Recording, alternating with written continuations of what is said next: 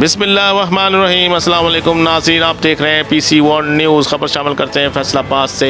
PC world news network की खबर पर परज़लعی इंतज़ामिया का भरपूर एक्शन। एसी सिटी फैसलाबाद की निगरानी में मेट्रोपॉलिटन कॉरपोरेशन का तजावुज़ात के ख़िलाफ़ operation.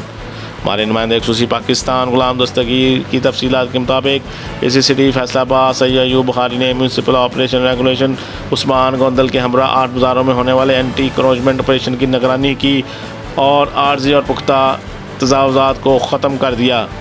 PC world news network पर 2 जुलाई को खबर चलाई गई थी।